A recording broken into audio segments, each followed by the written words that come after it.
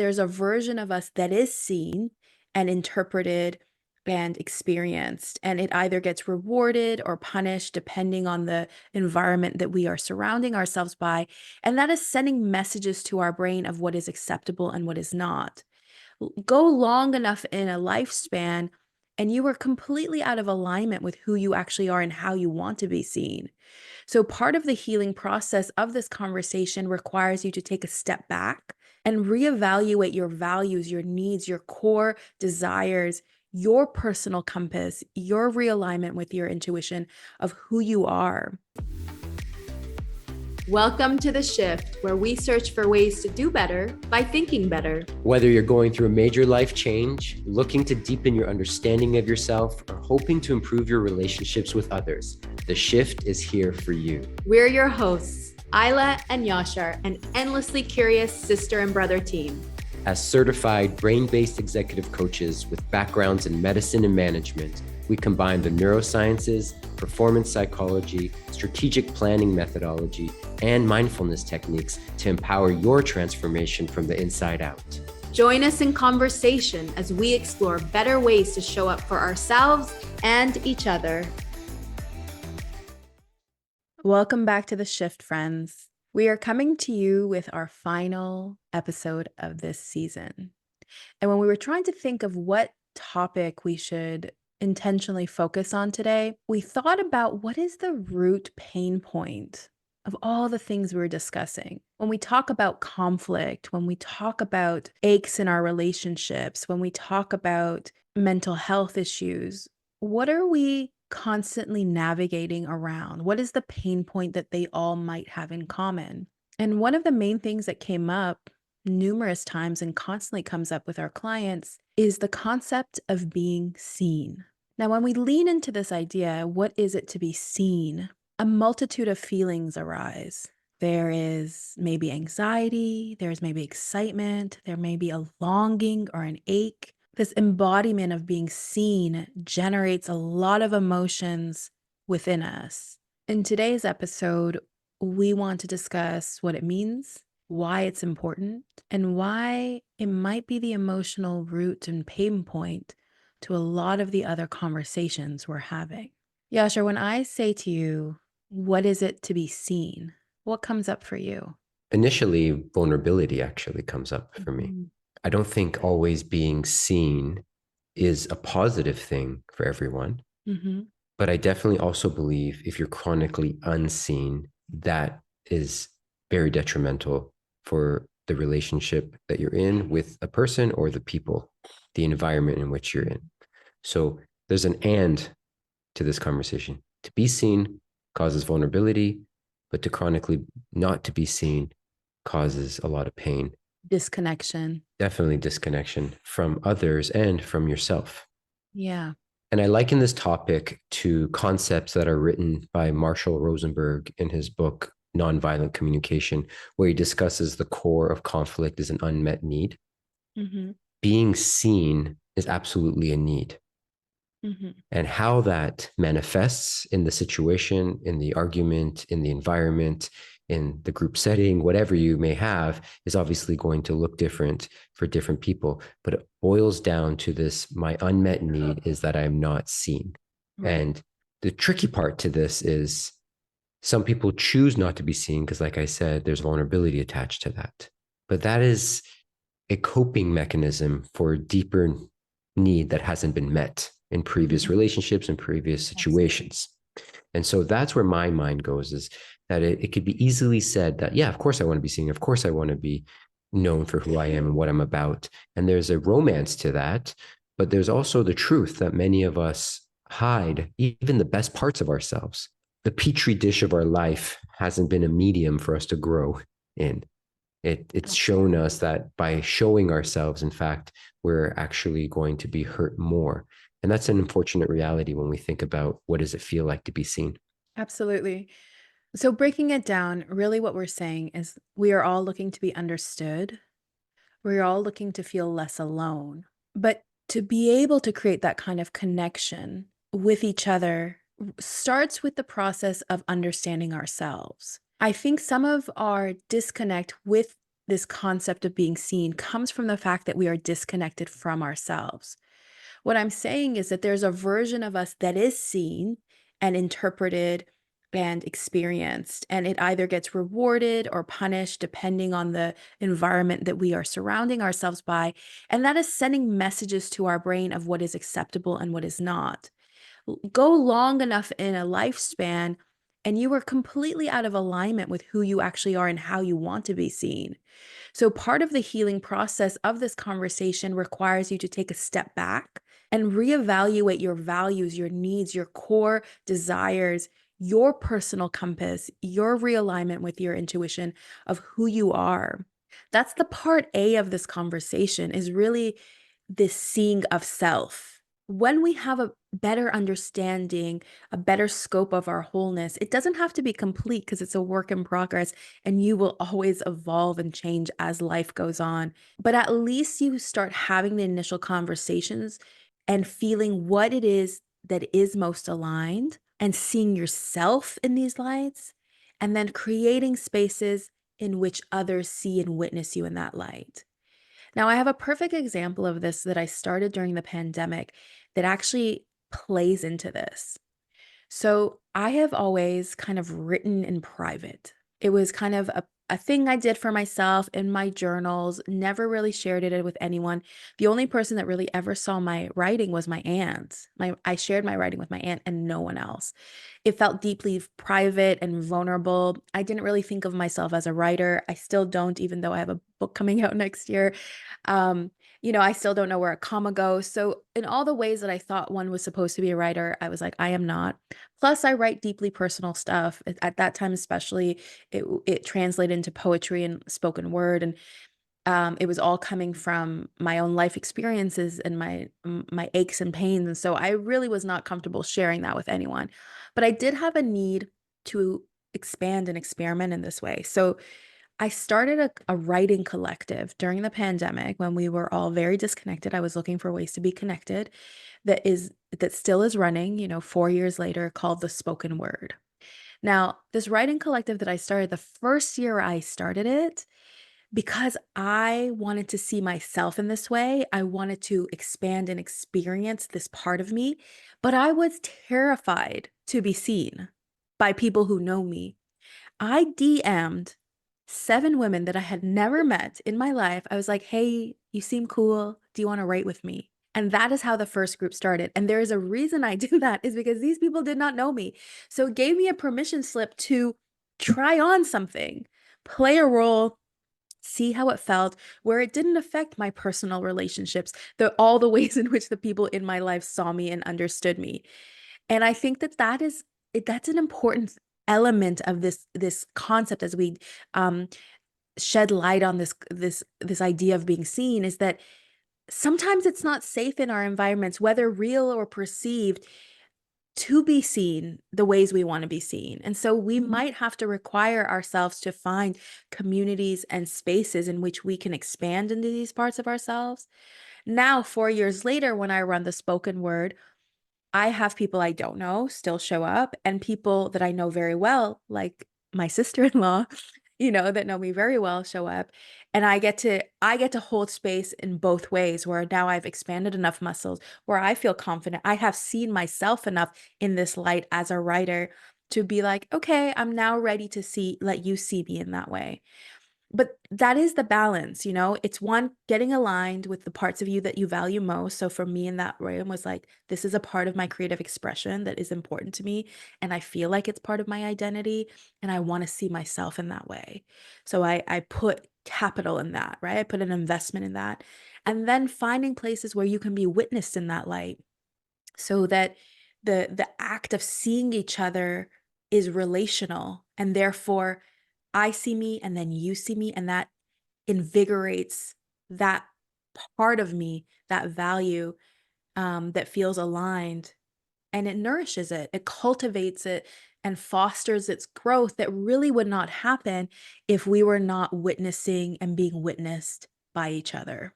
Do you have parts in your life where you felt like old narratives, limited mindsets, felt like you couldn't do a thing, but you actually really liked it and it was really aligned for you. So you kind of started it on the side and played it out and see what happened, and then started to share it and expand it once you were ready to be seen in this new light. Yeah, I think my entire like adult life has elements and chapters of that. I even remember speaking to a friend in medical school where I talked about like the orbiting rings of atoms, and no friends really get super close to the nucleus. All of them are just on the outside and they know me from this outside point of view, but no one really knows like the inside ideas, thoughts, about who I am, what I believe in, what I don't believe in. And it's a performative thing, and I was rewarded uh, well for that performance, whether it be academically or socially in that way. And so it's easy to stay in those bubbles and those rings, especially if you have the privilege of being patted on the back, and whatever social credit comes with whatever it is that you're doing. So um, that concept of being fully seen has been very, very present in my mind. And then I think people can understand this when they change careers, even like that, or become parents. These are times where things shift and change, and you're forced to recalibrate how it is that you want to express yourself and who it is you want to show up as, and if those deep ideas and desires are worth sharing in a safe environment, or maybe not even a safe environment. You're just like, screw it, here I go. And you're just going to bust down the walls and see what kind of earthquake you create in your own personal life. Like there's so many permutations as to this could happen.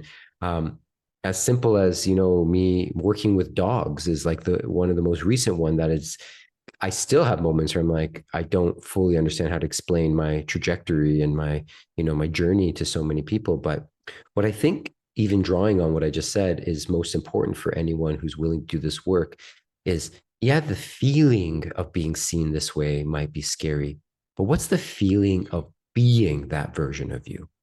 I think that's Mhm. where we have to start, because the Yeah. feeling of me working with animals, no matter how confusing that may be for people, is is one of absolute joy, excitement, passion, interest.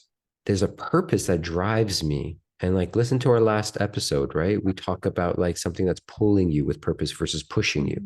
And it Exactly. pulls me into that space. And that's undeniable for me. I know that. And so the question I have to ask of myself is, if I feel that way about this thing and I'm not interested or I'm not quite ready to share it with the world, is it because of the fact that I'm not that interested in it, or that I'm scared Mhm. of what others may think when they see me this way? You were once a doctor and now you're just a dog trainer, that type of mentality. Yeah. And so my humble suggestion to anyone who's in this chapter is, start by like, what does it feel like seeing yourself as that version of you? That Mhm. exercise is very different, because I know the brain from speaking with people and also doing the work myself, that your brain will quickly go back to, well, so and so will think this of me. And you got to Yeah. stop yourself right there, because you just left the game. You just left the work. You have to go back to, how do I feel seeing myself this way? And if you're able to stay there and maybe develop a relationship with that version, a conversation within yourself about who that is, then you're able then to take steps into either, like I said, finding a safe group to express these parts of you, or, here I go, I'm going to bust down the walls. But it can't start by just thinking of others and how they will see you, because we'll go right back to where I started this thought bubble. And that is, I was handsomely rewarded academically and socially for that performative act from who I was becoming. And it wasn't fake, but it wasn't fully, truly all of me at the same time either. And so I think with maturity, with time, with safer relationships, with experience, we allow ourselves to morph more into who we want to be. If, again, we do the work. There are plenty of people, many decades into their lives, who are still struggling with this concept. And I think it's because they first ask, how will the world appreciate it or see me, versus how do I appreciate and see myself? Absolutely. I think that's critical. I think if you think about even how we set up the leadership code, the part of the first thing you will experience is the visualization of finding these words, finding these values, finding your anchors. But then we quickly move on to an embodiment practice of them. Because I think you're right. I think we think of these things with our brains, but we actually need to feel them within our body. Whenever I have a client, I ask them what their three words are. I start, pinging those words inside them, asking them where they feel it in their body. And then I say, when you are all your three words, what happens? And the other question I ask is, what is something I can say to you to bring you back into that state? Right? Usually they have a term, a keyword. I'm just trying to think of examples that weren't from, current clients, but there's like a version of them that gets ignited when all of those three words are embodied in their essence. And then I want to be able to prime it or ping it when we need it. So let me play that out. So Yashar, what are your three words? Loving, grounded warrior. Okay, I'd like you to close your eyes for a second. Think of yourself as your loving, grounded warrior. Remind yourself what loving means. Feel where you feel it in your body. Where does loving radiate? Where does grounded show up in your body? When you add grounded to your lovingness, what shifts in your body? Where do you feel it? And now bring in warrior. Where does warrior light up in your body? Now, as your loving, grounded warrior, what are the places in your body this is showing up? How does it shift your stance? Where do you feel it? And in this state, this embodied state of a loving, grounded warrior, how do you feel? There's a calm preparedness. A calm preparedness. Okay. Mhm. If I want to invite back this calm preparedness into you, into your body, what are some words I can say to say, remember this embodiment right now, this moment Through this exercise, I believe there's enough hooks with those words to remind me of what I'm feeling right of now. this moment? Okay. Okay. You can open your eyes now. So, this is what I do. We think of these words, we feel them in their body, but that sensation, just like you were saying, how does it feel to be that? That's why the embodiment part of that practice that we do is so critical. Because then later on, when you have to make a hard choice, do you want to be seen as a dog trainer and all the other noises? And I say, hang on. When you're your calm, prepared self, what would that version say? Yeah, immediately, even taking a step back when we went through the words, it's like it started in my chest and automatically went into my gut, which I wasn't expecting these things, which was kind of fun. And then when warrior came up, I felt like my appendages were ready to rock. I felt Mm-hmm. they felt like they're like ready to do something.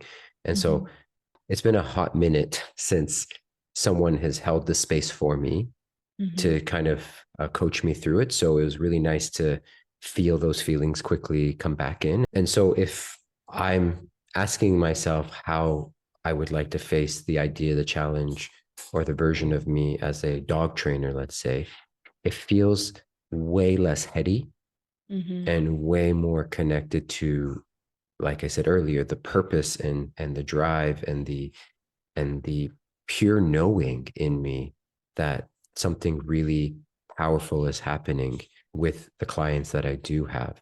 And majority of my clients are actually contacting me for quite troubling or difficult behavioral issues. So in alignment to everything I've ever studied from when I was a teenager till now is kind of like in culmination. So there's this real strong sense of alignment and of identity. So I'm feeling much more able to see that thread and to Mm-hmm. see that connection piece for me personally. And then if anyone's interested in having the conversation, to explaining it in a way that is less about defense and more about opportunity to connect and learn more about one another.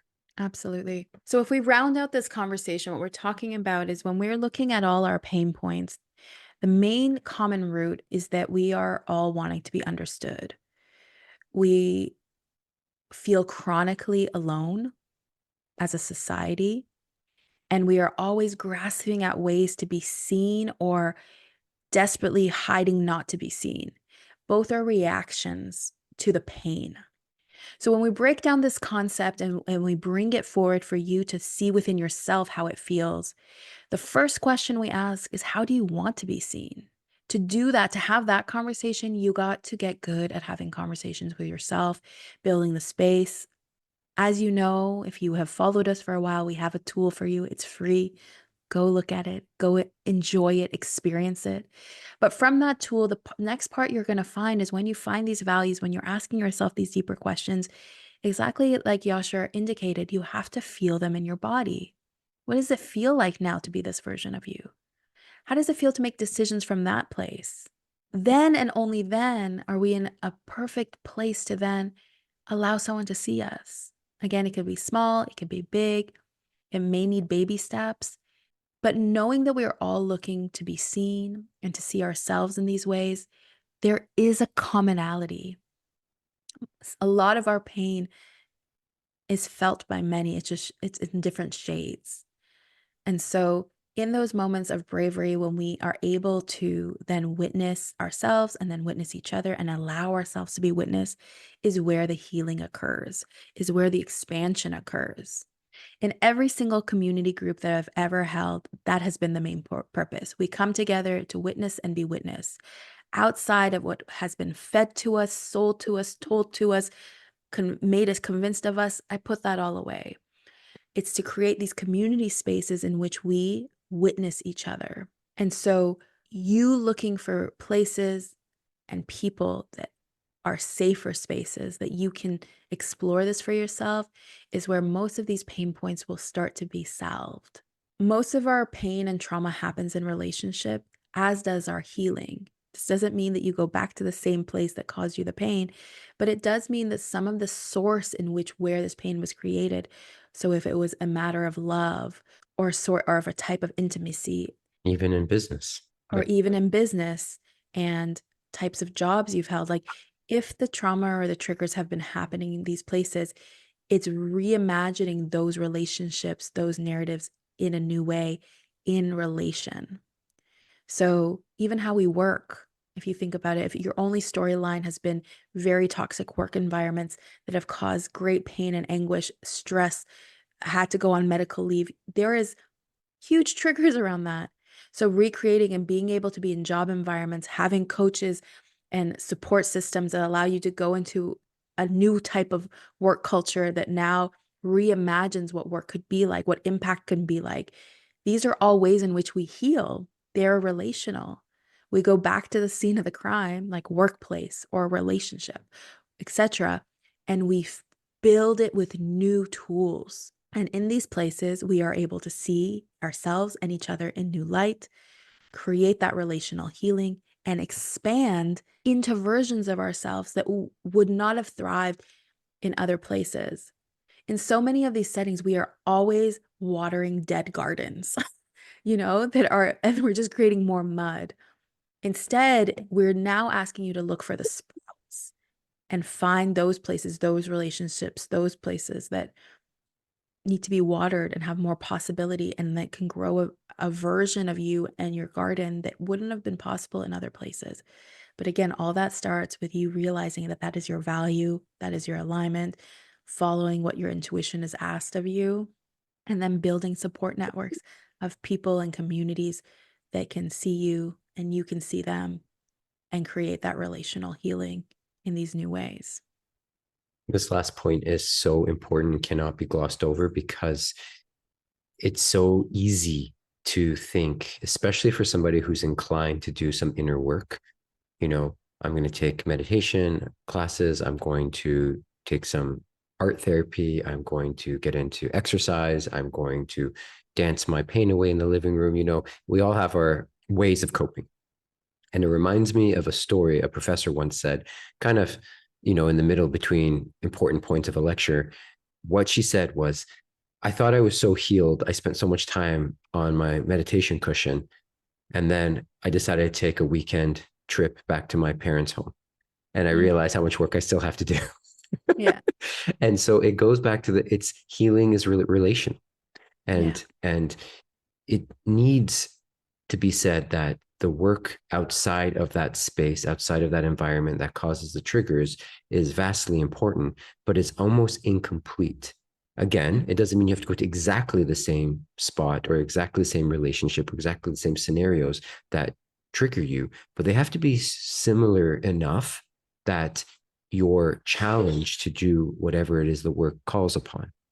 And Mhm. so, as we said, if it is business, then there needs to be business relationships that develop in a different way. If it's intimacy, then it cannot go without saying that you need to then find a partner that you can build a different intimate relationship with. It Mhm.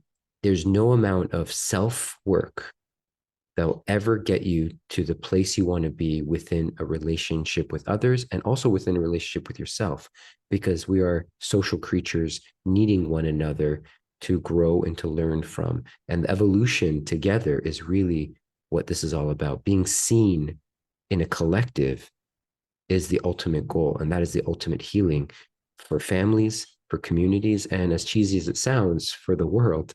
And when we don't see each other and judge each other based on how we are asking to be seen, then that's where a lot of the challenges we are encountering repeat themselves. So, as we close this last episode of the season, how do you want to be seen? Who are the people in your life that are able to witness you in the ways that you are most aligned, where you are expansive and growing? Who can hold space for you to grow into the versions of yourself that you already are and you want to continue to be? And how can you see yourself? Value those parts of you, bet on yourself, allow yourself to take space, give yourself permission to show up as that version of you that makes you most proud, most excited, feel bold, feel courageous, feel unique. And how can you demonstrate that from the inside out? As always, we're here to support you, spot you, facilitate your journey, and help you be seen in all the ways that are meaningful to you. Thank you for listening, friends. What shifted for you during this episode? We'd love to hear your insights. Write us with any questions, commentary, or episode ideas at theshift@mindshiftleadership.com. If you enjoyed this podcast, we would deeply appreciate a like and subscribe. The Shift is brought to you by Mindshift Leadership, a heart-centered, evidence-based, mindset-powered leadership company, empowering you with the training to prioritize mental health, inclusion, and performance optimization.